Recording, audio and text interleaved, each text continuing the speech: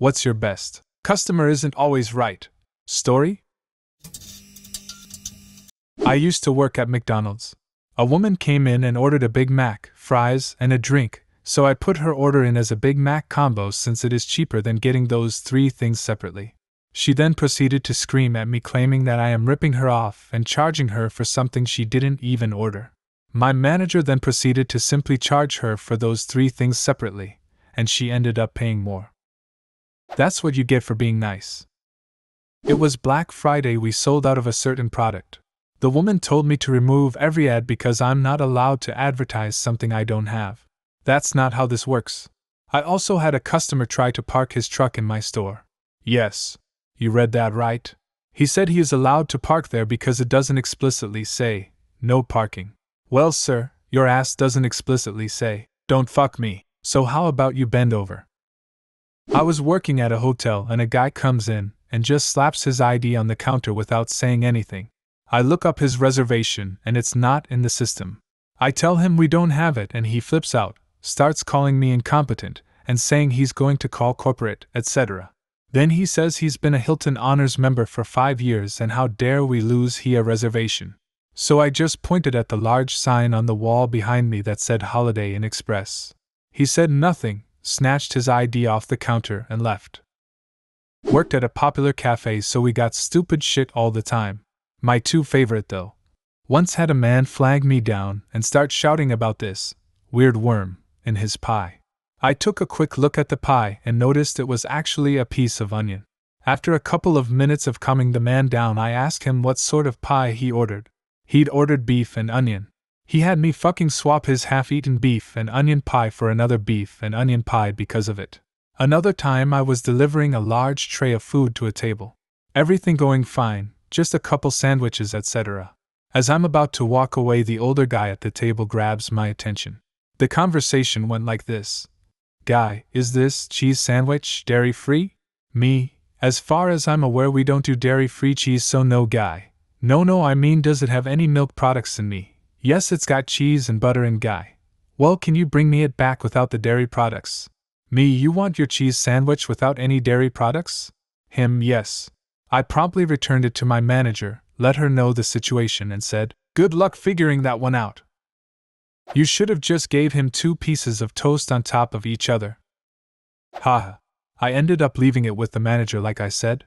I remember walking off and hearing her mutter something like, what the shit is wrong with these customers? We ended up returning his cheese sandwich without butter or mayo. That was apparently exactly what he wanted.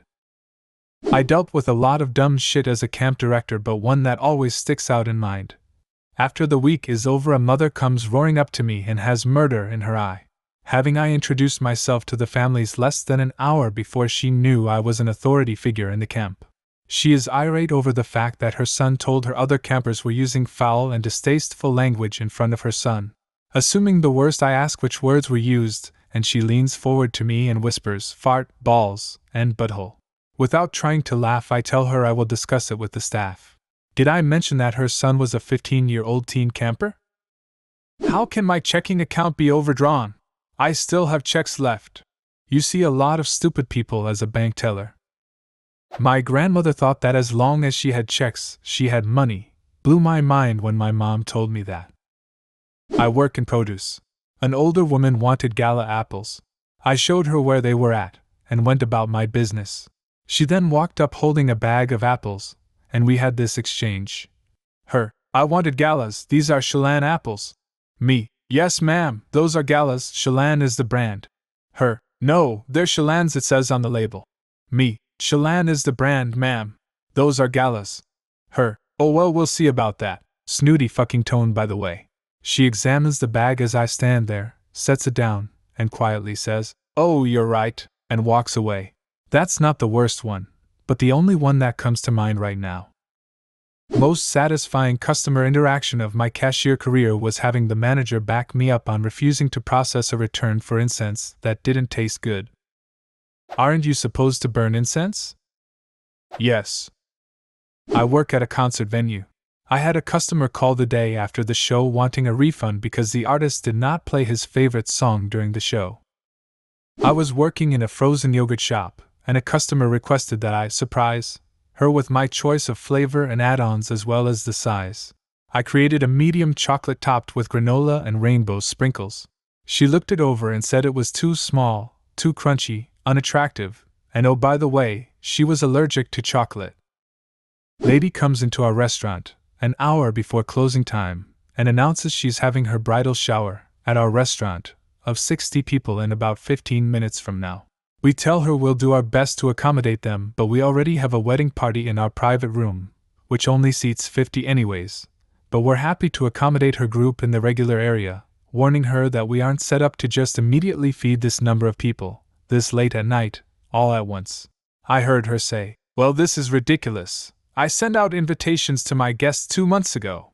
My manager replied, "Well, we didn't get one of those. You've made no reservation, and we'll do what we can to feed your group, but the meals are not going to come out at the same time." Lady starts having a hissy fit about us ruining her dinner. LMAO. GFY bitch. She was being rude enough that manager then informed her that we'd love to help her, but a party this large, and no notice, at the end of the night would require a 30% mandatory tip, and we would only stay open long enough to serve their food plus 20 minutes to eat. She stormed out, and a lot of her party ended up just eating dinner at our restaurant. We didn't enforce the required tip for them, because they had no other option. Most tipped at least 20% anyways.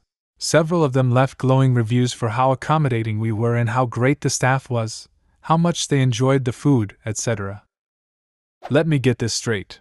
This chick had the balls, or lack of dignity brains, to waltz into your restaurant without a reservation and demand her party of 60 people be accommodated an hour before closing? Holy shit. Oh yes. It's crazy to the nth degree. She started out by dating how much she loved our restaurant, and how happy she was to have it at our establishment. She just knew her friends and family would love the place, etc. Oh, and by the way, 60 people will be here in about 15 minutes. Thanks for making my special day so special. Nobody at the restaurant had ever heard of this party happening, no reservations were made, etc. It's pure customer insanity. Reminds me of when we had a lady make a reservation for 2 and showed up with her kids' entire scout group because she didn't think kids counted. She didn't think kids were people.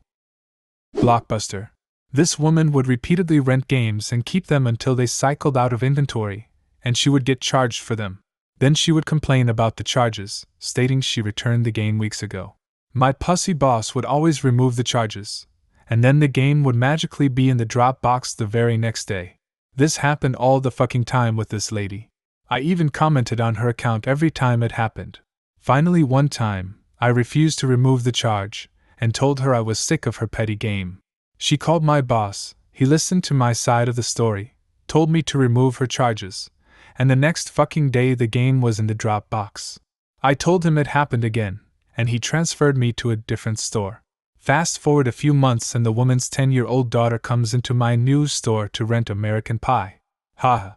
Sorry kid, you gotta have an adult come in and rent this for you. She goes out to her mom, who I can clearly see through the window, tells her what I said, and I get the most evil glare I have ever seen as she throws her car into reverse and leaves without a movie. Bitch. I miss Blockbuster. It made nights so cool.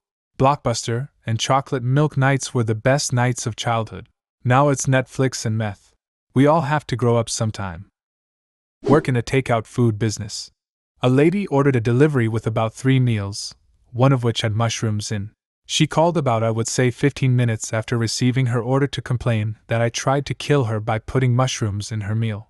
She did not state that she or anyone had a mushroom allergy, and went to yell and demand free stuff. The yelling lasted about 10 minutes of her just yelling and threatening to report us, and all I could do was say why she did not state that she had an allergy. In the end she got nothing and funny enough ordered again about 3 weeks later. Bonus points as she ordered mushrooms again. Worked at a chain pizza place and had a lady call saying she wanted free food because she ordered a pizza the night before, and it made her husband sick. I told her that if I ordered food from somewhere that made me sick I probably wouldn't order again, but I'd be glad to send her a new order if she paid for it. I'm a long-haul flight attendant. Had a passenger on a flight once that had laid their 8 or 9-year-old on the ground to sleep. I asked the mother to politely pick her up as it wasn't safe, To which to mother informed me that it was safe and pulled the "I've done it plenty of times before" line. Things escalated dramatically from here when I insisted she pick her child up.